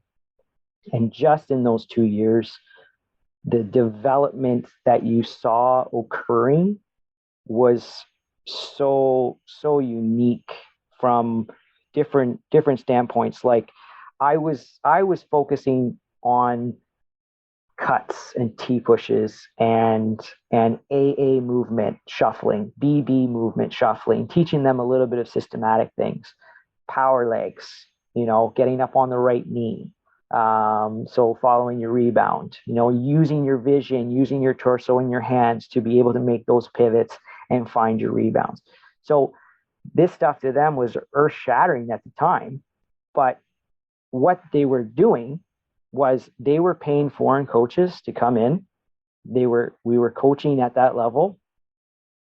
But what was really happening, they were creating an infrastructure, because sooner or later, those students, those localized students who were playing in the KHL, they were going to become teachers, and they were going to have the same methods, and they were going to have the same kind of coaching, and they were going to have different ideas, and those things were going to grow. And from a development standpoint, you're starting at a much, much higher place, because you're not picking from little Timmy and little Mickey who, you know, are limited to financial things, you know, and which parents can afford to be goalie parents here in Canada, unfortunately. You're picking the best athlete who wants to be a goalie in Russia. You know what I mean? In Switzerland, it's the same kind of thing, you know, where it's a broader scale of the type of athlete who wants to be the goalie, you know. So when you're looking at these things from Russia and different countries, and you're saying, well, why are there so many, you know, so many successful stories? Well, it's because of the infrastructure, really. So they've removed the cost barrier to a large extent. They're just looking for great athletes that want to play the position, as opposed to having to have the wherewithal to play it. Yeah, you know, it's very different, you know what I mean, from what you're looking at from a coaching perspective, from where you're starting with an athlete, for sure. And so once you get in and that cost is lower, is there goaltending coaches, whether it's in Sibir or in Lugano, like, are there within the club system, like, do you work with goalie coaches that then there's a trickle down down to the clubs, right down to the youth level, where that's a part of the team and the team development at youth levels, as opposed to here, we get some of that a little bit. We're seeing it, but it's usually because a club's hired one of the private goalie coaches to come in and work once a week, right? Like a lot of the stuff still remains private here compared to there. Yes, and even in Lugano, we have a great goalie coach who's doing the youth movement. Paolo Della Valle does a great job with the kids. He does basically from the juniors, and he's working with the lower ages. In the KHL, very similar model. There would be about three coaches, throughout the entire club. And so when you look at it like club, and there's a lot of North American listeners, I'm sure, is that think about it like a soccer model. It's not just Manchester United. It's that club that you think of when you hear that name, but then it trickles down to all those, from junior ages all the way to little kids. That is the club. So you have to service the club, and it is very, very. It's an everyday part of their training. For the goalies, just going back to the goalie standpoint, those kids are getting those development, and the club is paying for the development, as opposed to private training, which we see here. And right on top of the $15,000 you got to play. On top of the $15,000, and your kid doesn't even have goalie equipment yet.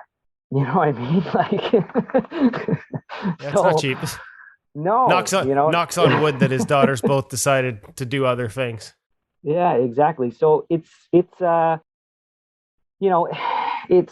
position which is unfortunately here.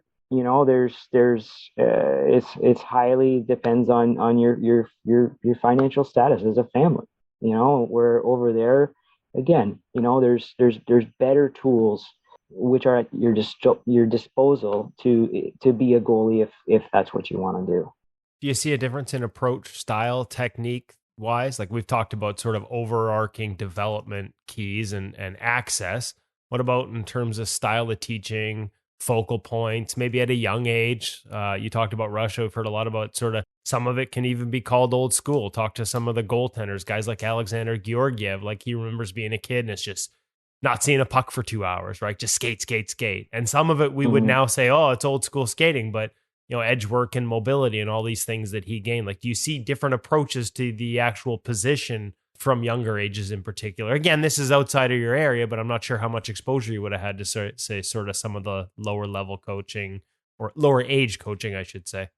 Well, I have to give props to Dujan, because he's a coach in, he was there prior to me in Lugano, and he was very, very focused on, ball work and, the basically like the different visual mechanics and the stuff that he would do with these guys it's where when I think about where Elvis's gifts come from, a lot of his raw athletic ability, it comes from Dujan. You know what I mean? Like he really, really helped Elvis be talented with, athletic pieces and battling and doing just raw things in his game, and if you've seen any of the training, you see quite a bit of that stuff throughout Switzerland, I would say, where you see a lot of that athletic training. Sebastian Boyer in Geneva, he's very, very battle-like, very athletic as well. He does a great job with their club too. So you have these different coaches and you have to really, really identify, what's happening in the league, when you're a professional coach, and, where you can steal and where you can use ideas and maybe grow an idea. Those things that's all a part of this job, helping athletes. So it sounds like they're building athletes, not outside of the crease, building athleticism, building traits outside of the crease that translate inside of the crease. I just wanted to, because I'm cramping on his name. I know exactly who you're talking about. I think he spent some time over here at the I'm trying to remember Duchan's last name. I think he's actually spent time over at Justin Goldman's retreat. Yeah, Dujan Sidor is, had a huge impact on Elvis and a lot of those, Swiss guys, and just creating that base, you know what I mean? Which then Elvis came to, a guy like me where it was structure and it was biomechanics and it was different things, to become more, in that pro model of being able to reach those goals, in which he had. And you know what the funny thing is? Dusan Sidor actually has an article on the original InGoal magazine. And I bet you if I look through the video he provided us in 2013, we might even find a young Elvis in one of these youth camps here. So Oh, that's for sure funny. you will. For sure you That's will. funny. He's an excellent man. Good person. So some of the other things I wanted to talk to you a little bit about to go outside of development and practice and pro. Actually, what before we make that transition, what's it? Give me a day to day, or through the course of a week. Responsibilities. We think of goalie coaching is just working with the goalies, but I know it's so much more than that. I get a little glimpse of it here. We talked to the NHL guys about what the day-to-day looks like. I'm curious how it varies over there. Like, what's your day-to-day look like? Responsibilities on the PK, pre-scout, other team? Do you get integrated into the offensive stuff? What's the life of a goalie coach like in the Swiss League? Yeah, it's very similar probably to here. You're in the mornings, your immediate stuff that you're going through is obviously you're taking care of your guys, so you're preparing, for me it almost dates back to the night before, 3-4 o'clock. I like having that afternoon coffee, and that's kind of where I plan my next day and make sure that I'm on target to like where I want to be in the week, and are we on pace. So when I come in the morning, it's more of just preparing that and giving that, a look over again, just to make sure that, yes, this is in fact where we're going. And, having a meeting, a quick chat with each guy. I'm a coffee guy. You all know that. And I like to, grab a quick talk with each one and give them their time. This is an individual sport in a way, and it's, you got to sometimes look at it like you're a tennis coach, and to give them their time, and allow them too, is that if you are the backup going into, Friday's game, what are your, concentrations? What are you trying to focus on, as an individual? So giving them that day-to-day feel of their game is very important. Go on the ice, obviously, 15 to 30 minutes. Really depends on schedule, and it depends on planning. In our league, you've got to be a really good planner. And I think that's where I've gotten better and better and better each year, because of the schedules. And certainly this year we had Champions League. So not only did we play our 52 games, but we played an additional, I think it was like 11 games on top of that, plus exhibition, playoffs, all those things. So you have to be very mindful of where you are in your season. We'll go on the ice. We'll do our stuff. During the practice, I like to speak to them individually, obviously, just about those finer things that we were talking about in the morning, and just stay on page with those, and to push buttons where you have to make sure that guys are dialed in, especially when you practice as much as we do, so sometimes you got to be a little bit of a heavy fist sometimes, but the guys appreciate it, and it keeps everybody, going the same direction.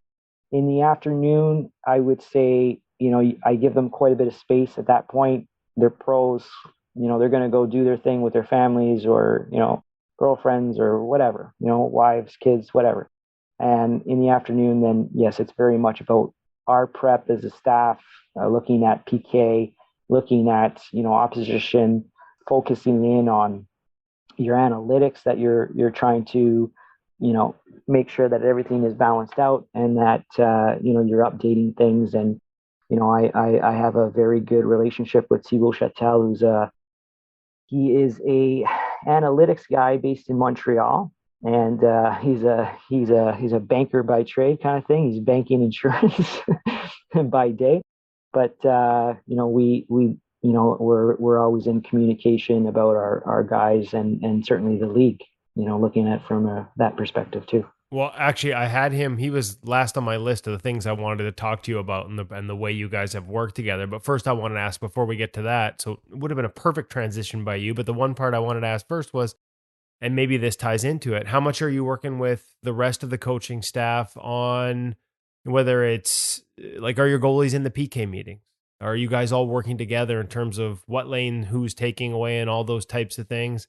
And is there any voice on other than pre-scouting a goalie and telling guys what to look for or tendencies? Like, are you in PP meetings as well? Are you, if there's a tendency of a goalie, I would think power plays are the one spot where you have that extra player and you might be able to target certain things. As a goalie coach, are you involved in those discussions in terms of, how teams are attacking certain goalies? I would imagine more so in the playoffs than, one game on a weekend when the next team is totally different. But what do those look like, those roles? I think there's a bit of both. Yes, to answer your question, yes, very much involved. But at the same time, I think a lot of players just privately and individually from the PP come and see you, you know what I mean? Or you'll meet with, different units. I think that's the easier way of handling that, because guys just aren't afraid to ask questions that way. It's more on a stage where they feel comfortable. So, from that perspective, absolutely, it's a day-to-day thing. The obviously PK, it's endless. You know what I mean? You're always trying as a group to do cohesive things to allow for you to have the most success at your PK. So that those are things where for me as a coach, I'm more focused on them a little bit in the afternoon with the staff, where it's just a regular practice day, as opposed to I like to give the most attention possible to our guys. Okay, let's go back to Thibaut Chattel, who just had a great story up. We'll have to try and put a link in the show notes here to what it's like to work for an analyst as a team. He put it up on sort of a blog post on his Substack. Actually been messaging him back and forth since, because it's the kind of thing I think we'd love to publish as well. And he's got some follow-ups in the works. Your work with him, obviously he's an outstanding analyst in terms of does a lot of the, if not all of the tracking himself in terms of creating this data and tracking games and looking for the collecting it himself. But how he translates it, how he makes it work for goaltenders, and some of the metrics and unique things that you guys have come up with to measure that we haven't seen maybe in all places. I can't remember the word you guys used for it. I think most people would think of it as rebound control, but I think retention, the importance of that in analyzing goaltending. Just walk me through, give our listeners, our audience, an idea of how you work with analytics, and in particular, Thibaut, who is tracking and will track unique properties and unique things with you and for you, and how you apply that. Yeah, so I was doing, when I first came to Lugano, I was doing everything on my own. So it was caveman analytics, as I called it.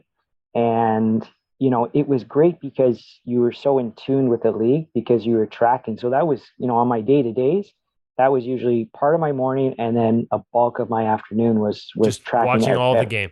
Watching all the games. Do you know what I mean? And getting everything down, and updating things, so as I went along, there were just so many more areas that I wanted to kind of explore. And, when Flavio Nadari, who's our video coach, he created that relationship with Thibaut, and me and Thibaut, we kind of hit it off. Well, one time I was doing a camp in Montreal, and Thibaut just wanted to come in to say hi because he lives there. And, we just started talking about goalie stuff, and it just kind of took off. But what Thibaut has done for me personally is he's allowed me to create the areas and divisions in which I want to have more details on from an analytic perspective and a metric perspective of what our goalies are doing from a teaching component, and how you're going to be aware of things during a season. You know what I mean? And using metrics to do that. and I'm not a math guy. So TiVo's really helped me to create a language and certainly a mathematical perspective of the things that I value as a coach, and we've been able to make some really nice jam that way. So in some ways, you're just like when you talk about using those numbers during a season in that regard to identify strengths and weaknesses and where you need to work on to see if the work you're doing is actually having a positive effect in certain ways. Is that what we're talking about? Yeah. So I'll give you an example. Okay. So That'd be great. yeah, I don't want to give too much, but I was wondering. Yeah, I wasn't sure how much you could give away, but if you can give us, just give us a taste, Mike. Give us a taste. Just give you the taste here. Okay. So there's something that we focus on, which are just on shots for any goalie in the league or goalie that we work with is basically four outcomes. Okay, so this is very basic what I'm telling you. So I'm sure that majority of the goalie guys that are listening, they use this, but we're looking at a goals against and an uncontrolled rebound. Okay, so basically rebound stays in the home plate. That's an uncontrolled rebound. A kill. Okay, That's the word I was looking for. I would like to take credit for that because that's my word. But basically, stoppage of play. So whether that's off your stick and it's up in the netting, or it's a situation off your frame and that you absorb the puck, you kill the play. Play is dead. And then there's controlled rebound. So making a safe selection and clearing rebound out of danger. Okay, so those are the four. Something that is valued to me is that, and I never understood it, and I think that's kind of where me and Tio started making the jam, was you look at analytics, from a caveman perspective back in the day when I was doing it, and I'm looking at, okay, a guy's, your basic, plate stuff, like, okay, his glove is weak here, mid location or high location, all these things. You're looking at that from an analytic, caveman standpoint. But why wouldn't you look at from an analytic standpoint on kills, frame location, where positive frame location is better on a goalie, and where there's negative location, where a guy is more subject to releasing a kill or not making a kill. You know what I mean? So from my end, I'm looking at it like Nick, anywhere in, he has maybe, let's say if there was an issue with, a higher frame shot location near his left shoulder, he's giving off more rebounds in that area on the frame as opposed to, his lower right part of his frame. Why aren't you working on those things? So that to me was, using metrics was very important. We have all these other areas that we focus on, but those are different little things that we like to do. Dialing it right down to what shot locations they're managing and killing versus what they're not. And even off pads, like, yes. A goalie who's got a really good stick should be able to, yes. But we've seen goalies who don't use their stick and they just kick everything back out. Like, I would imagine that's where some of that would show up in that data, and then you'd be able to tie it to work to improve it. I love it. Yeah, it's really, like, for example, on that, it's really easy to see who has a dead stick, around the league. When obviously way pre-pandemic, but I was always amazed when just talking stick here. Sorry, I'm on a roll, but I would go see Frangin in Montreal, and Franzi would run his camps, and we were introduced by a friend of mine, Chris DiPiero, and I think they did like a Hockey Canada thing together, and he allowed me to come to camp, and then we became friends, and I started going more and more. But Franzi would work so much with stick, and killing plays, getting pucks up to the netting, off the rush. And there was so much of that at the time back then, I didn't really focus on, and I realized as a junior coach, oh my God, my guys have dead sticks, so, all those little things, about kills, like they're so important to the professional game. It's crazy. So it's one thing to measure the stat. It's another thing to be able to contextualize it and use it as a way to either A, identify places where you can increase scoring opportunities against opponents, but maybe more importantly, on a day-to-day basis, identify the things that your guys need to work on, because usually those numbers translate to something in the eye test that explains why something's happening, positive or negative. Yes, and where you're going is ultimately allows you to make the best seasonal plan for your goalies. That's really what it is, because there's the analytics that back it up help you make decisions of where you're going to go with an athlete and what you're going to do as your plan. There's always the eye test. So your eye and feel are always the predominant force behind what you do. However, these are tools which you can use, and these are tools which, if you're not using them, you're not really setting yourself up for ultimate, the best success that you can have with your athletes. We've been at it for over an hour here. We're going to set a record for the longest conversation, which I'm not surprised by, because every time you and I get together, it's a great chat. So I don't want to keep you much longer, but I did want to ask you a little bit about I don't want to say the state of the game in Europe. That's too broad and big a question, frankly. But how do things change now with, I don't want to get political, but, the KHL is probably not going to be a place to go for imports, the way things are in the world right now with the situation in Ukraine and the war there. What effect is that going to have? Like, the KHL's been, a place where there's been a lot of talent has gone. How do you see things changing in Europe just based on even that alone?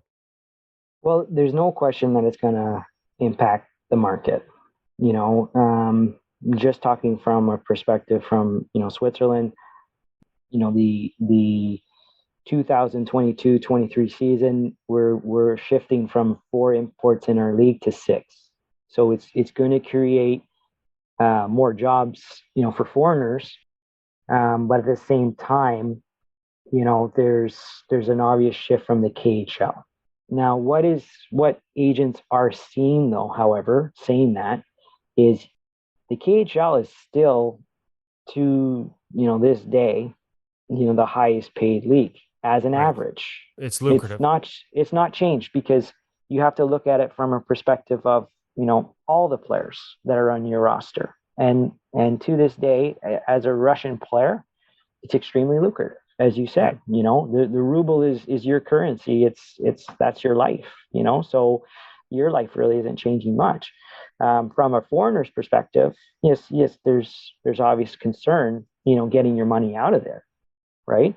I would say Sweden and Swiss are very, very close, but it's going to be very interesting now that Swiss has more import spots, and obviously the league pays a premium on their imports, and then you're seeing Germany and Finland and the trickle underneath that. But so it's basically going to push talent to the other leagues, and then probably it sounds like a little bit of competition to get that talent.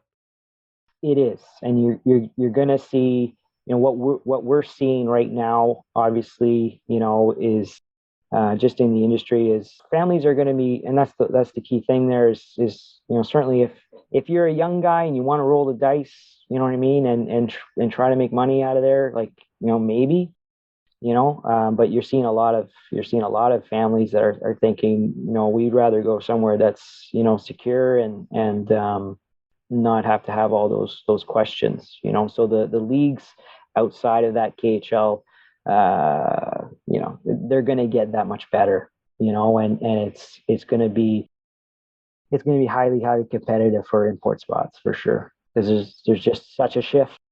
And import spots for goalies. The more import spots you have, the more likely a team is to consider one for their goaltender. Does this mean there's been a lot more scouting work for Michael Lawrence this summer? Or are you guys having to look around, or not knowing your depth chart and where you're at? But is that do you see more teams that may have always invested their import spots in, high-end forward talent? Do you think you'll see some of that shift where we'll see more goaltenders moving around? And is there a competition and a bit of I'm not saying arms race is a bad word, especially given the situation, but is there competition going up for finding those guys and making sure you find the right one? Yeah, you're definitely seeing a shift in that for sure. Umbry just made an import spot, on their decision on their goaltending in our league. That's becoming. It's going to be very interesting to see, but it really comes down to how a club, how a team is tailored, and are they tailored to that? Zug has Leonardo, Giannone, who's I've watched him back to the World Juniors. Yeah. He's a winner. You know what I mean? They won again this year. You know what I mean? He's the GOAT in our league. He's the standard. So are you going to get a goalie? No. You know what I mean? You have a world-class goalie in your net, like it's really where you are defensively. Do you need to import D? Can you afford that? Can you have only 4 forwards up front? It's such a management question. It's really over my pay grade. So thanks for putting me in that spot, Kevin. Appreciate it. No problem. It's really it's really just based on how you're built and where you're going to be in 2-3 years. And saying that though too, like where's that import rule going to go in 2-3 years? Can you afford to invest completely into that? That's a bigger perspective. But if the rules change and you have an import goalie and then you haven't developed any Swiss talent, you're in trouble. So all those things are there to consider. All right. Well, good point. One of many during this hour plus we've had you, Mike. I really appreciate you taking the time. It's always good to catch up. Always love the perspective. As much as I sort of came looking for, let's catch up on what's going on in Europe, what's going on in the Swiss League. I think the truth is that everything applies universally. And so some great lessons there on goaltending development, some great examples on whether it's biomechanics or stance, and some great takeaways that I think our audience is going to really enjoy. I can't wait to chase you down for video so we can turn it into an article too, buddy. You've not heard the last of me this summer. All right. We will definitely do that. Thanks for having me, Kevin.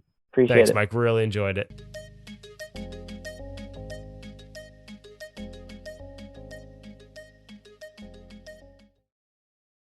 That's a reaction in real time. Interesting that you and Michael went down that path to try and make sure that your league, your team, and your goaltending is suited to give you the best advantage possible, Woody. Yeah, interesting to see teams sort of expanding import spots, and I just don't want to say trying to take advantage, but trying to give their teams an opportunity if they want to take advantage of an increase in available players, with a lot of foreigners maybe less interested or more wary about playing in the KHL next season, and looking to go elsewhere, sort of expanding those opportunities. And as Michael points out at the end there, really important to not lose sight of your long-term development, because these things could change again in just a year or two.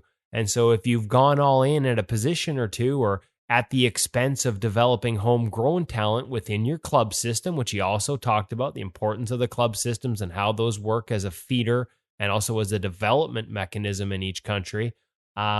You better not go all in on an import or two. You would never do 2 imports, but you better not go all in on import goaltending to the point where you stop developing underneath it. Because if those import spots get dialed back in a year or two, you could end up in a lot of trouble if you haven't continued to develop your own homegrown talent.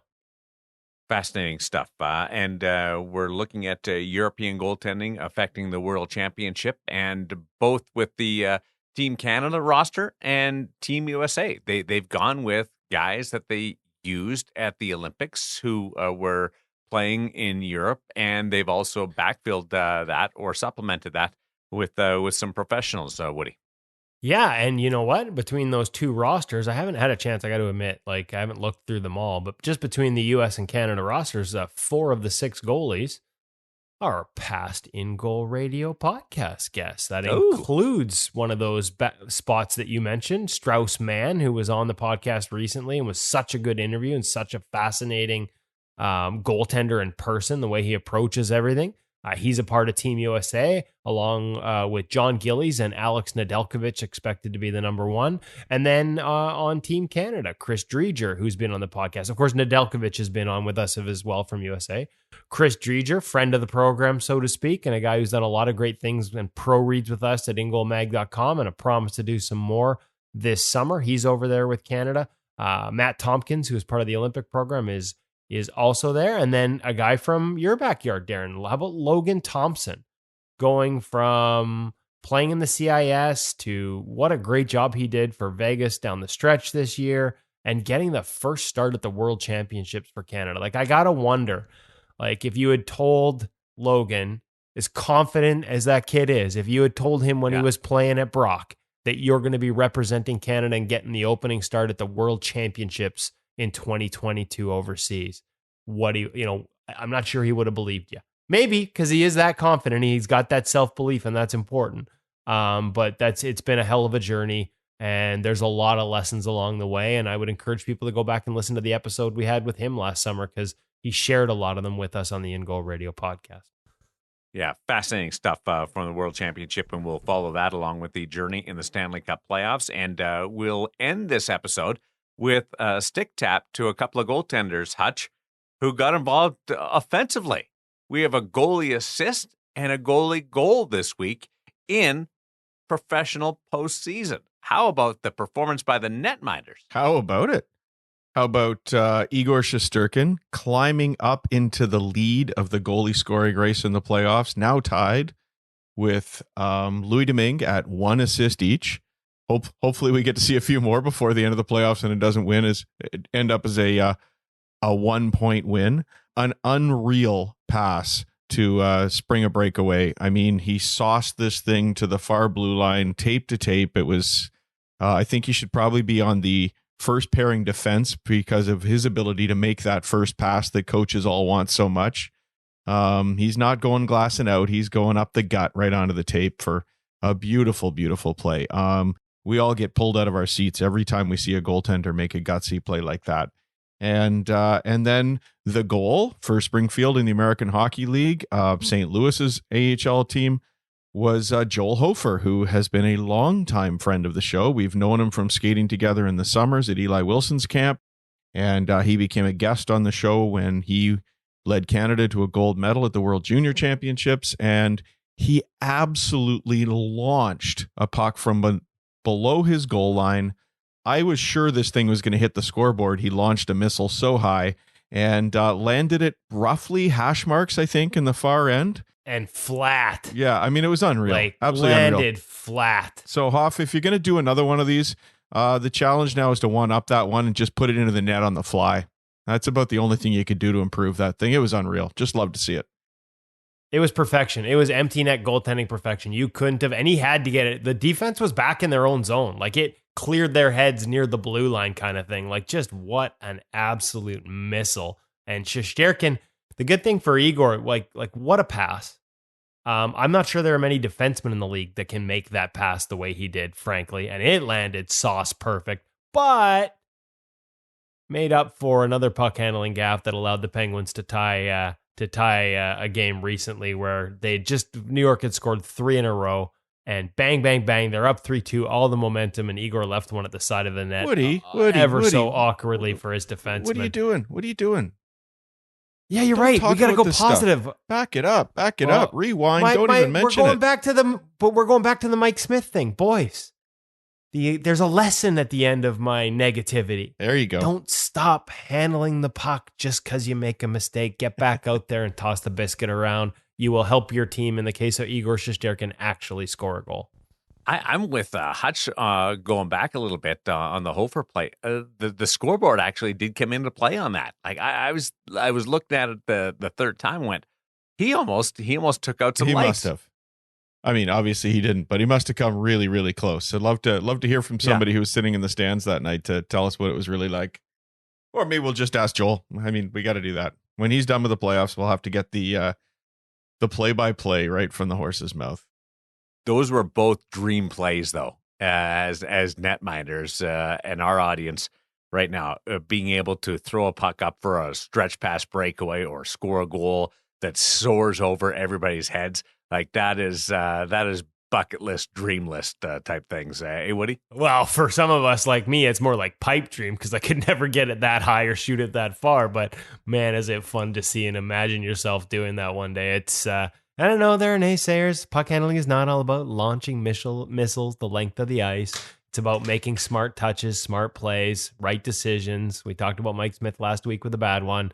But man, those are fun to see. And it just goes to show you when you work on your skills, when you can handle it and shoot it as well as those guys can, it gives you an opportunity when it presents itself to take advantage of and get yourself those moments and those highlights that will live on, maybe not forever, but damn near close to it. All those guys out there who want to poo-poo those beautiful plays and say that's not what great puck handling is, just stop. Just stop, because you're probably watching the highlights every night for that incredible Michigan goal, or the Ovi sliding on his stomach and still throws it in, or that beautiful breakaway goal. And those aren't what offense are either. Those aren't smart, clean plays that coaches feel great about all the time. But that's what watching highlights and celebrating the game is all about. And we love when the goalies do it too. So yeah, there's some great smart puck handling below the goal line, quick little out pass to your defenseman. But the other stuff, we can still celebrate it, guys. Well, it's like the highlight reel saves, right? Like you ask a goalie, half the time they'll tell you, I've written stories about it on NHL.com. Yeah, I hate the highlight reel saves because it usually I made a mistake and I had to go desperation. But we still applaud the desperation, recognize the mistake, but still make the save anyways. It's okay to have fun. That's what the sport's about. One of those, did you see that? Exactly. Moments where we're all texting back and forth. Awesome. I love it when Dad gets all fired up. Thanks, Hutch. Thanks to you as well, Woody, and of course to Michael Lawrence and Cam over at The Hockey Shop. This is InGoal Magazine, presented by The Hockey Shop, source for sports Surrey, thehockeyshop.com. The feature interview brought to you by Sensorina VR. We are looking forward to the start of the second round. That's when we'll talk to you next week on InGoal Radio, the podcast.